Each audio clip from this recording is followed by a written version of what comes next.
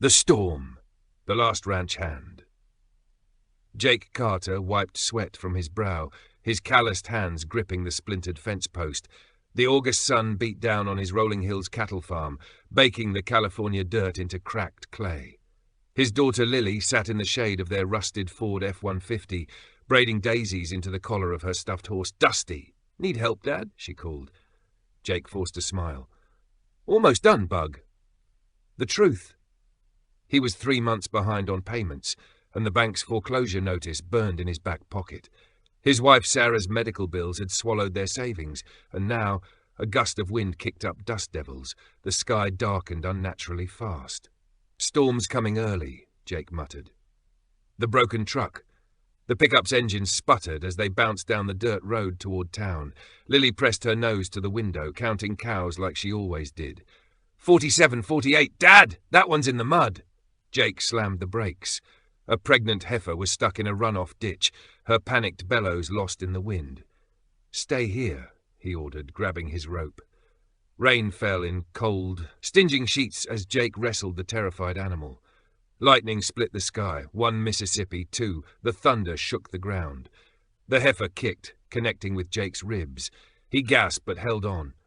"Lily, toss me the—" A high-pitched yelp cut through the storm. The golden shadow. Lily was already scrambling toward the sound. "Dad, hurry!" There, half buried in mud beneath the collapsed fence, was a sopping, wet golden retriever. Its left hind leg bent at a sickening angle. A gash oozed crimson down its flank. Jake's stomach dropped. Vet bills. More debt. The dog whimpered, brown eyes locking onto Lily's. "Please," Lily whispered, rain dripping off her nose. Jake's resolve crumbled. He shrugged off his flannel, wrapping the 60-pound dog like a newborn. The retriever licked his wrist once, a silent thank you, before passing out. The midnight vigil. Their farmhouse kitchen smelled of rubbing alcohol and beef broth. Jake had splinted the leg with popsicle sticks and duct tape. Lily draped her favorite blanket over the dog, now clean and gleaming like a penny. "His tag's gone," Jake noted, checking for a microchip with his hunting knife, no scanner. "Probably a runaway." Lily traced the dog's velvety ears. "He's sunny, like the weather after storms." Outside, the tempest raged. Inside, the dog's steady breathing synced with Lily's as she fell asleep against his fur. Jake studied them, his daughter's first smile in months, this mystery dog, and pocketed the foreclosure notice. Maybe some storms bring blessings, he thought. The unseen watchers. 5 miles east, security monitors flickered in a glass-walled mansion. "Subject located," a technician announced. Olivia Sterling zoomed in on the ranch's thermal image. 2 human forms, 1 canine. Her brother Ethan clenched his jaw. "That's Titan, and that rancher just stole a $3 million truffle hound." Olivia silenced him with a raised hand. On screen, Lily kissed the dog's nose. "Look how he's protecting her," she murmured. "Let's observe first."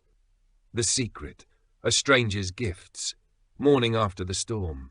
The July sun blazed over Rolling Hills farm, turning yesterday's mud into cracked earth.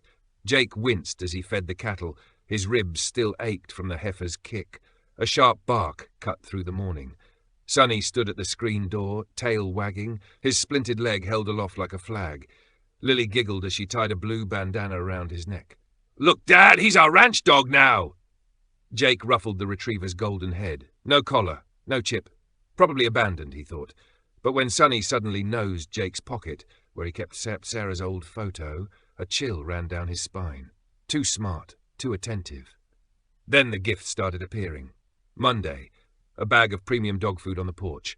Tuesday, a professional dog bed in the barn. Wednesday, a stainless steel bowl engraved with Titan. Jake spun around, scanning the tree line.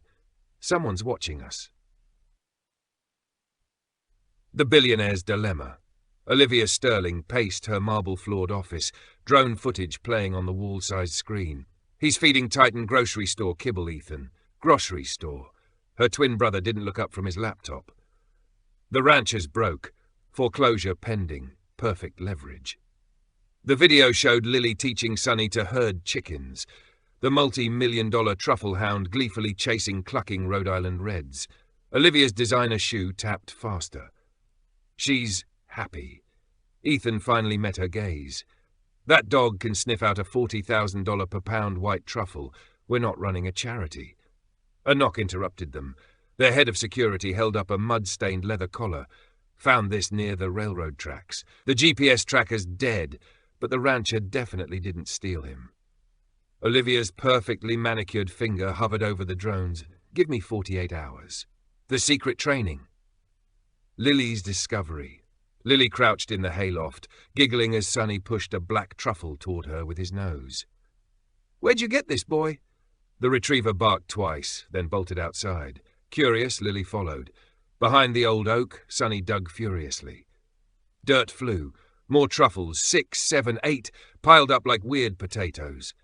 "Dad's gonna freak," Lily whispered, stuffing them into her overalls. That evening, Jake stared at the kitchen counter.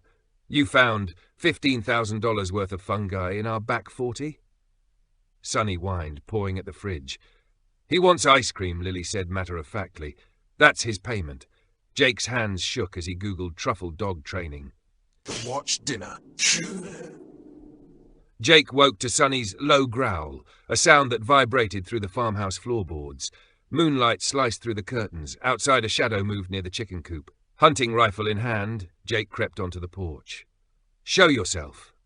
A figure in black froze, then ran. Sonny took off like a golden bullet, tackling the intruder into the dirt. "Call him off!" The man shouted, flashlight rolling away. Jake recognized the Sterling Farms logo on the guy's jacket. Corporate security heart-pounding, he dragged the man inside. "Start talking." The guard spat blood.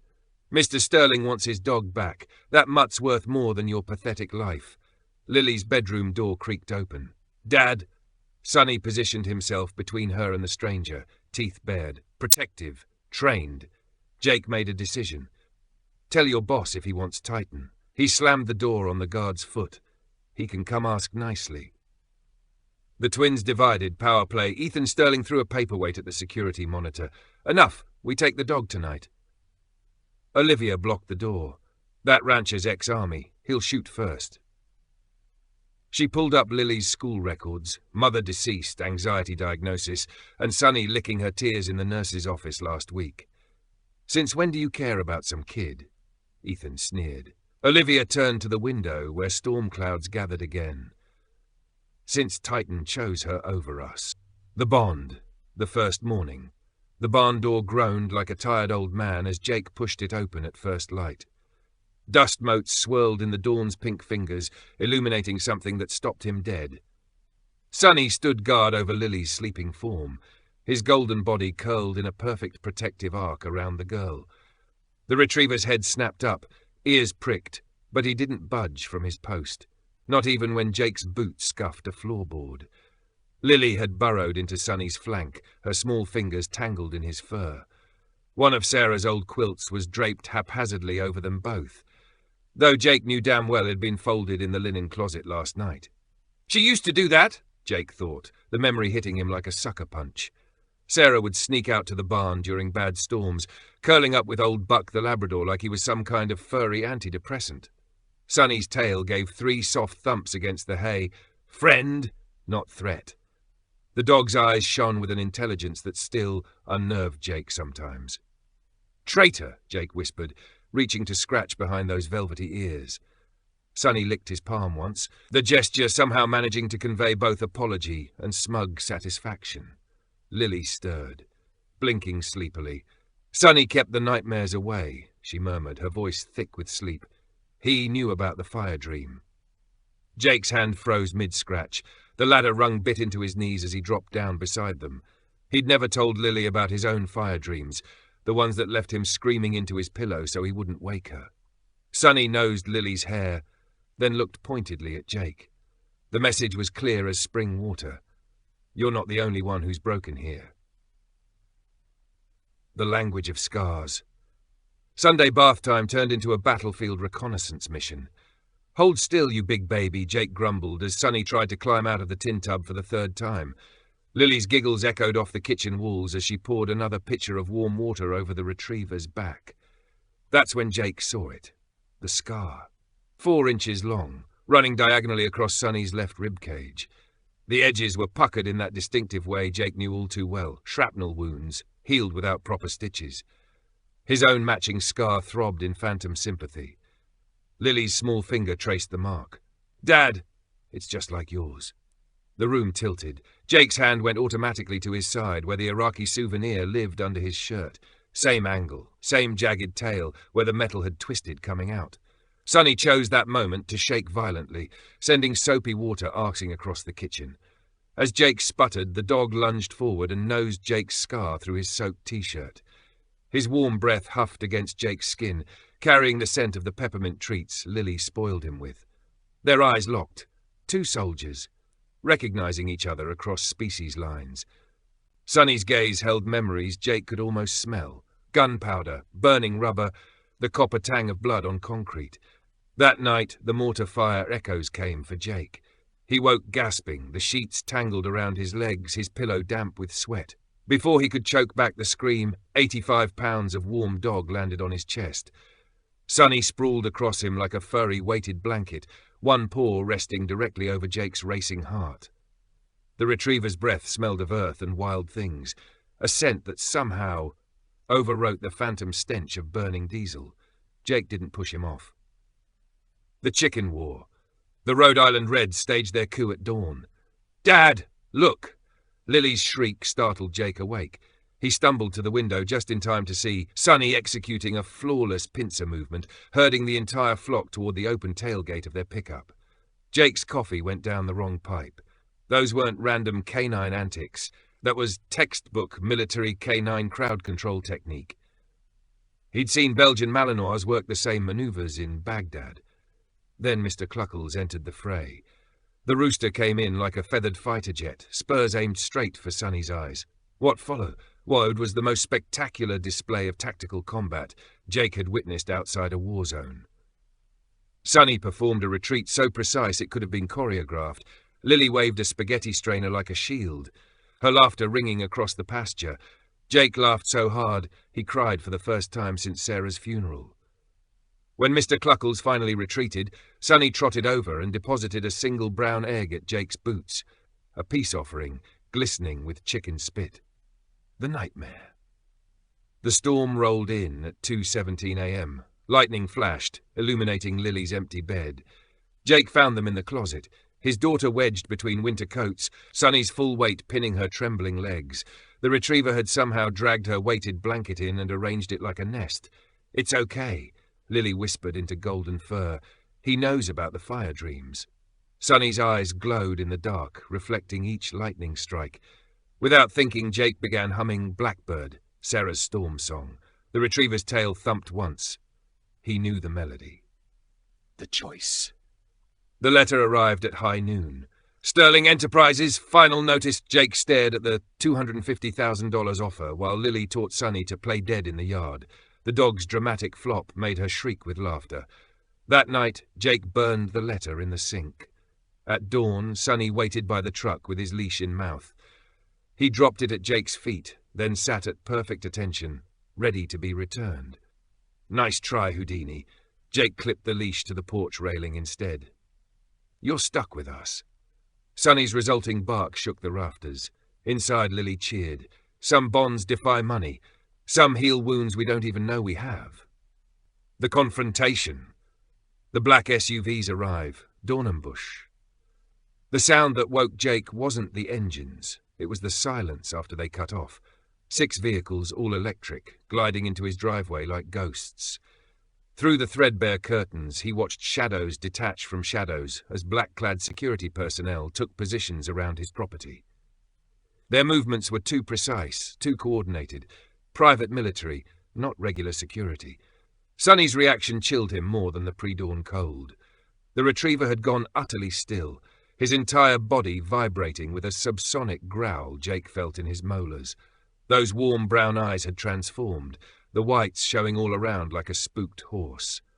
The dog wasn't just guarding Lily's door. He'd positioned himself at the exact angle to intercept anyone coming up the stairs. Jake's hands moved automatically, the rifle's safety clicking off. Sarah's old hunting knife slipped into his boot. His bare feet made no sound on the stairs. Then, a scent. expensive perfume cutting through wood smoke. The lead SUV's door opened, and Olivia Sterling emerged like a mirage. Her cream-coloured trench coat was absurdly out of place against the peeling paint of Jake's porch. She took exactly 3 steps before her designer boots sank into the mud. The fleeting expression of disgust might have been funny if not for the armed men flanking her. Behind her, Ethan Sterling exited his vehicle with the deliberate slowness of a man who'd never had to hurry for anything. The dawn light caught the platinum cufflinks at his wrists, each one probably worth more than Jake's entire herd. "Mr. Carter!" Olivia's voice carried that boarding school crispness. "We'd prefer not to wake your neighbours." Jake's knuckles whitened on the doorframe. There hadn't been neighbours for 15 miles since Old Man Wilson died. The Billionaires' ultimatum. Kitchen standoff. The kitchen light buzzed like an angry hornet as Olivia surveyed the room. Her gaze lingered on the patched linoleum, the mismatched chairs, the coffee pot that had brewed its last decent cup during the Bush administration. When she accepted Jake's offered mug, her manicured fingers barely touched the chipped rim. The first sip made her blink rapidly. "This is—" "Motor oil with caffeine?" Jake suggested, the rifle resting across his knees. Across the table, Ethan made a show of examining his surroundings like a biologist studying a particularly unimpressive specimen. His polished Oxfords left perfect prints on the dirty floor. Then Lily appeared in the doorway, her stuffed horse dangling from one hand. Sonny materialized beside her, his body angled to shield her from the strangers. Ethan's smile didn't reach his eyes. Ah, the thief's accomplice. The thick folder hit the table with a sound like a gunshot. Jake flipped it open to find a dossier more detailed than his army service record. Sonny's DNA analysis, veterinary reports, even satellite photos of the retriever playing in Jake's yard. "Titan is a patented genetic asset," Ethan said, tapping a barcode tattoo inside Sonny's ear that Jake had always assumed was a shelter mark. "His olfactory receptors are insured by Lloyd's of London." Lily's small hand fisted in Sonny's fur. "His name isn't Titan." Crash! Sonny didn't just burst through the screen door, he erupted. Wood splinters rained down as 75 pounds of muscle and fury launched himself between Lily and the twins. The transformation was terrifying. Gone was the goofy dog who slept with his tongue lolling out. This creature stood with hackles raised, lips peeled back to reveal every gleaming tooth. Olivia's sharp intake of breath wasn't fear, it was recognition. "Oh God, you do remember." Sonny's focus never wavered from Ethan. A thin line of droplets stretched from his jowls to the floor. The exposed wound truth bomb. The video played on Olivia's phone with courtroom clarity. A younger Ethan in a sterile white kennel, his polished loafers kicking a cowering golden retriever. Not random strikes, precise, measured blows to the ribs and hindquarters. The dog's yelps were muffled by some kind of muzzle. Useless animal. That was a $200,000 truffle bed. The date stamp matched the week before Jake found Sonny in the ditch. Jake's vision tunneled. He'd seen this before, in Fallujah in Ramadi, the particular cruelty of those who hurt the helpless. His finger twitched against the rifle's trigger guard. Ethan sighed like they were discussing a minor accounting error. "Discipline is part of training. You think champion racehorses get coddled?" Then, the smallest sound, a barely audible whimper from Sonny. Lily reacted first. She threw herself around the dog's neck, her tears soaking into his fur. "You hurt him." The accusation wasn't just for Ethan, it was for Olivia too. The older woman's carefully constructed facade crumbled. "I didn't know it was this bad. I swear to God, Titan, I didn't know." Sonny turned his head just enough to look at her, then deliberately faced away. The rejection hit Olivia like a physical blow. She actually staggered back a step. The offer. Twisted bargain. Ethan's fountain pen scratched across the check with theatrical flair. "Let's stop pretending this is about the dog." He slid the paper across the table. "This is about what you really need." The amount took Jake's breath away. Enough to erase every bad decision, every unpaid bill, every night he'd lain awake wondering how to keep Lily fed. Lily's whisper cut through the silence like a knife. "Daddy?" In that suspended moment, Jake saw the future branch before him. The farm restored, new roofs on the barns, fresh paint on the house. Lily at college, her laughter echoing down some leafy quad. Sarah's medical debts wiped clean, her memory finally at peace. All it would cost was the light in his daughter's eyes. Jake tore the check slowly, the sound louder than any gunshot in the heavy silence. Get off my land. The Retriever's choice climax. Ethan's command cracked through the kitchen. Tighten! Heel! Sonny didn't just disobey, he laughed. The Retriever's version anyway, a sharp, derisive huff through his nose. His entire body language screamed, "Make me!" Olivia tried a different approach. She knelt, her designer pantsuit be damned, and produced a rubber duck from her pocket. The toy squeaked pitifully. "Remember, boy? Your favorite?" Jake saw the exact moment Sonny wavered. The way his ears twitched forward, then back. The subtle lean toward the familiar scent before catching himself. The dog was trembling now. Not from fear, but from the sheer effort of holding his ground. Then Lily buried her face in his neck.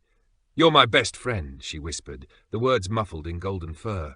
Sonny exhaled like he'd been holding his breath for years. With deliberate slowness, he lay down at Lily's feet, his chin resting on her pink sneakers. Olivia made a sound like a dying animal.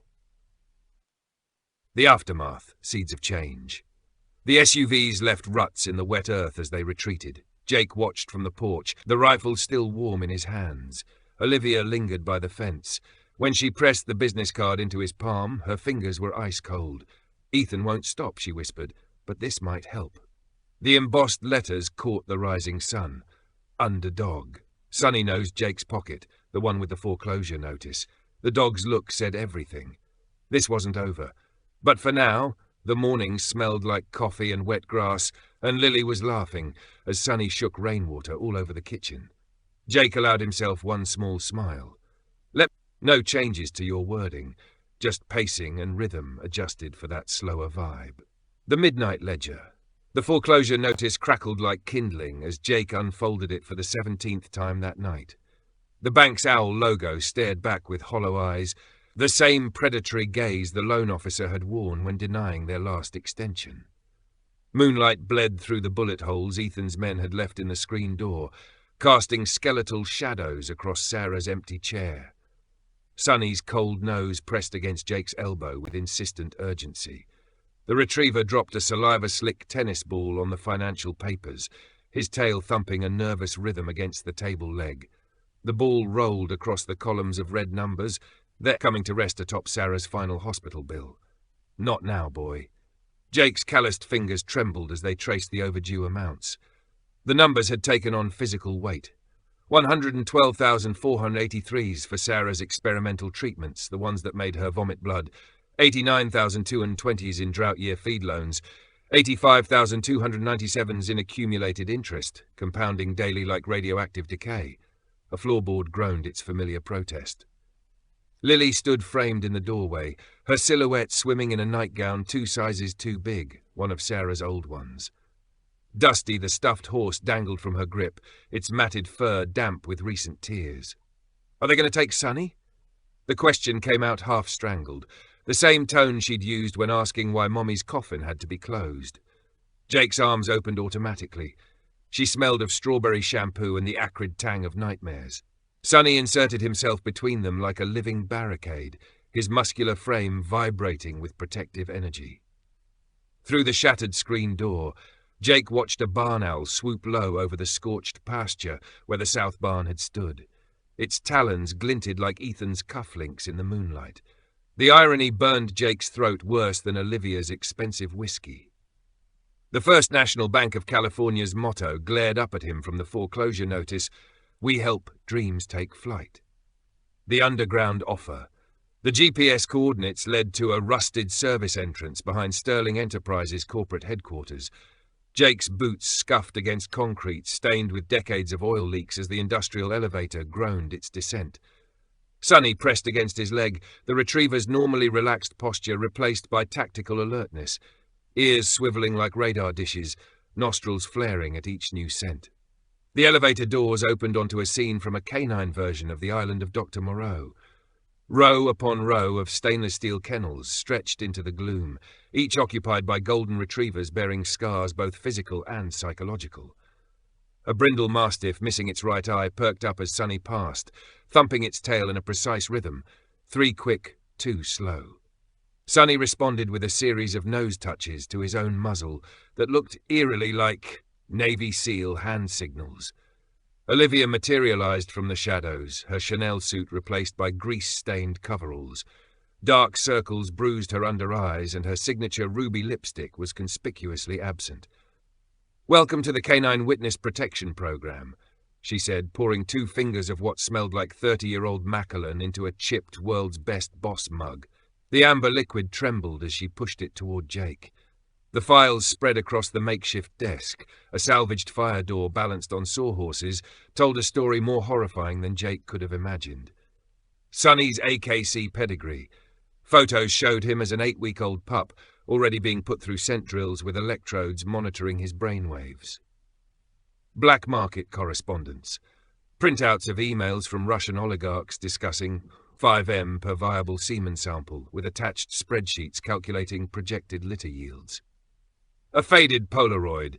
Sonny's littermate lying motionless on a stainless steel table, her golden fur shaved in patches to reveal injection sites.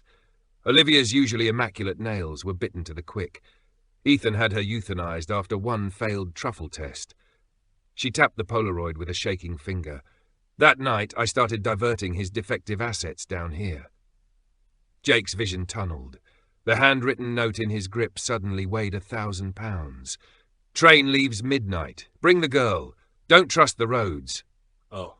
Sonny's entire body stiffened before the security monitors even flickered. The grainy footage showed black-clad figures moving with military precision through the parking garage above, their faces obscured by tactical helmets. "Ethan's sweep team," Olivia hissed, slamming a fist on the desk. "They inventory the inventory every 48 hours." Her manicured finger hovered over a red button labeled Purge. Behind them, a kennel latch clicked open with ominous finality. The barn burning. The acrid stench of burning hay and melting vinyl woke Lily first. By the time Jake carried her outside, the south barn had become a towering inferno, flames clawing at the starless sky like damned souls seeking salvation. Shadowy figures moved with unnatural stillness at the tree line. Not Sterling security this time. Private military contractors in full tactical gear, their night vision goggles giving them insectoid silhouettes. Ethan's voice boomed from a drone hovering at treetop level, its spotlight painting the scene in hellish contrast. "Final offer, Carter. The dog walks away with us, or the whole property burns." Mr. Cluckles came rocketing from the inferno like a feathered comet, his tail plumage ablaze. Sonny moved before Jake could react, a golden blur tackling the rooster into a rain barrel, then rolling with him in the mud to smother the flames. Then the retriever did something that stopped Jake's heart. He saluted with 1 raised paw, a perfect K9 rendition of military protocol, before turning and charging into the smoke without hesitation. 3 endless minutes later, Sonny emerged like a phoenix from the ashes, dragging a soot-stained feed sack clenched between his teeth. Inside the miraculously intact bundle, Lily's crayon drawings, including the one of Sarah with angel wings. Sarah's handwritten recipe book, every page intact, save the one for Jake's favorite apple pie. The sole surviving photo from their wedding day, the glass frame shattered but the image untouched. Jake's knees hit the scorched earth with enough force to crack the drought-hardened ground. This dog hadn't just saved objects, he'd preserved the very soul of their family. The devil's bargain. Dawn painted the wreckage in cruel detail when the banker arrived. Mr. Hargrove's Italian leather shoes picked through the ashes like a vulture selecting carrion, his crisp navy suit a grotesque contrast to the devastation. "Sign here," he murmured with funereal solemnity, producing a contract from his briefcase with magician's flourish, "and the Sterling Foundation wire transfers $287,000 by noon today." The document's cold legalese couldn't mask its Faustian essence. Transfer all rights, title and interest in Canine Titan SD-42, including but not limited to breeding privileges, genetic material and... Lily watched from the porch steps, her soot-streaked face frozen in silent horror. Sonny leaned against her like a living shield, trembling not from fear but barely restrained fury. Jake recognized the same lethal focus he'd seen in bomb-sniffing dogs outside Baghdad. The pen hovered over the signature line. Memories flashed with brutal clarity. Sarah's final whisper as the morphine drip failed. Keep our girl safe, whatever it takes. Lily's first genuine laugh in 11 months, 3 weeks after Sonny arrived, when the retriever stole Ethan's Panama hat during the first confrontation. The way Sonny now instinctively positioned himself to cover Lily's blind spots, just like Jake's spotter had done in Fallujah. The pen shattered in Jake's grip, blue ink bleeding across the contract like a gunshot wound. The third option. Jake slid the ruined contract across the table. Tell Sterling he can have the dog. Lily's wail tore through the morning stillness, a sound so primal it sent crows exploding from the nearby cottonwoods. When he pries him from my dead hands. Sarah's engagement ring clinked onto the paperwork, the last material remnant of their love, its diamond catching the dawn light like a defiant star. As the banker's Mercedes disappeared down the access road, a familiar rotor throb filled the air. Olivia's helicopter crested the ridge, its side door already yawning open. Sonny erupted in victorious barks, spinning in tight circles. He'd clearly been briefed on this contingency. Lily's tackle nearly knocked Jake into the dirt. "You chose us!" He kissed her smoke-scented hair, tasting ashes and hope. "Nah, bug, Sonny did." The retriever bowled them both into the wildflowers, his entire body wriggling with unrestrained joy. As Jake lay there with his daughter and their miracle dog, the rising sun painting them gold, he finally understood. Some bonds transcend arithmetic. Some debts are paid in love, not dollars. And in that moment, with Lily's laughter ringing across the scorched earth and Sonny's tail thumping a steady rhythm against his leg, Jake Carter, bankrupt rancher, widowed father, broken soldier, felt richer than Ethan Sterling could ever comprehend. Happy ending. The miracle. The sanctuary rises. The bulldozers rolled in at dawn, their diesel engines rumbling low like monks at morning prayer. Jake stood barefoot in the dew-soaked grass, watching, quiet and still, as the very first wall of the Rolling Hills Rescue Ranch rose from the earth. The scent of fresh-cut pine mingled with the sharp metallic buzz of welding sparks. It smelled like redemption. Olivia appeared beside him, Louboutins already dusted with sawdust. The board approved everything, she said, passing him a steaming mug of coffee so rich it could have bankrolled a small uprising. Vet clinic, rehab center, even that silly splash pad Lily doodled on the napkin. Jake glanced at the blueprints, his rough finger pausing on a strange shape at the back of the property. "You built a professional truffle-scenting course?" "For occupational therapy," Olivia said, a little too quickly. Then, softer, "And because I owe him that part of himself back." As if on cue, Sonny came bounding over, a contractor's hard hat askew on his head, a rolled-up blueprint clamped in his mouth like he was some golden retriever city planner. He dropped it at Olivia's feet, then proudly lifted his leg on the corner post of the training field. Near the edge of the fence, Ethan paced like a restless wolf. His phone buzzed non-stop with angry calls from Moscow. "You have any idea what you've cost me?" He snapped at Olivia. She handed him a shovel, its blade still crusted with fresh soil. "Yeah," she said, "a soul." And to everyone's surprise, including his own, Ethan took it.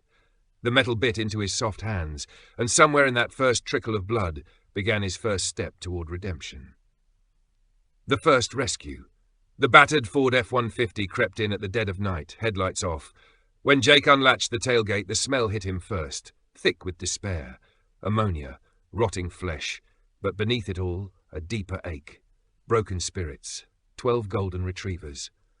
Packed into a cage meant for 4, their coats matted and dull, hanging like grief. Sonny stiffened beside Jake, his nostrils flared. He was reading a story in the air, one only dogs could understand. And then it came. A sound Jake felt deep in his chest. A subsonic whine, like grief echoing from Sonny's bones. Before Jake could say a word, Sonny leapt into the truck bed. He licked wounds with urgency, a medic in the trenches.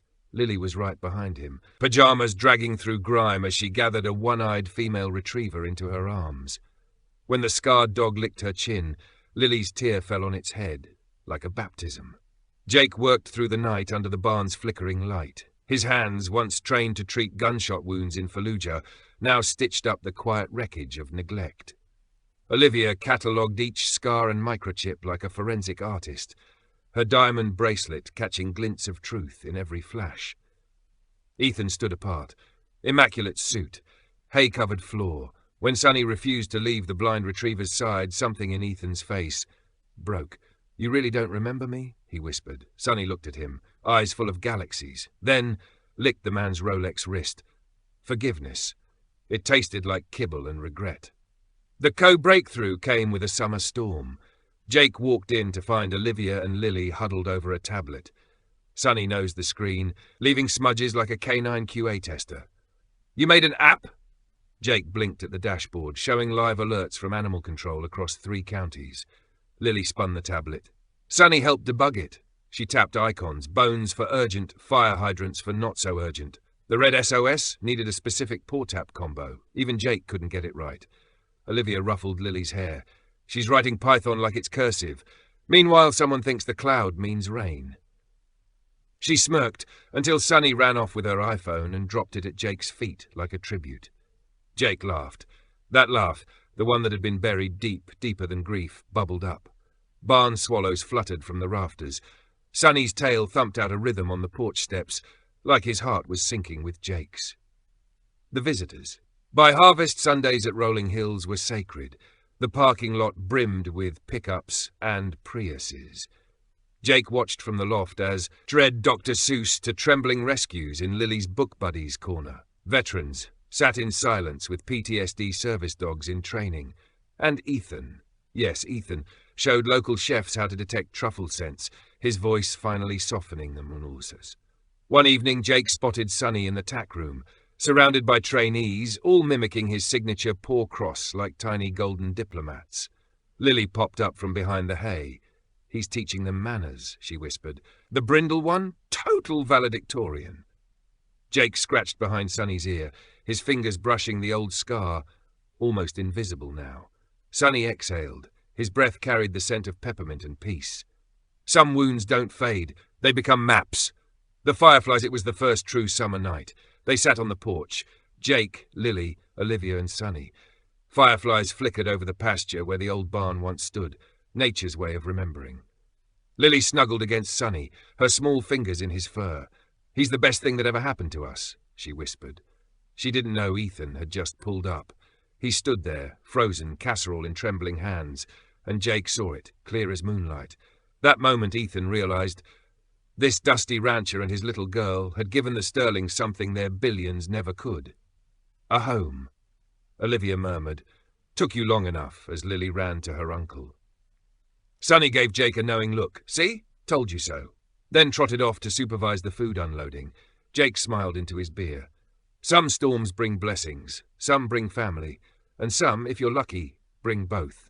As the fireflies danced and rescued dogs chased shadows, Jake lifted his drink to the stars, to Sarah, to second chances.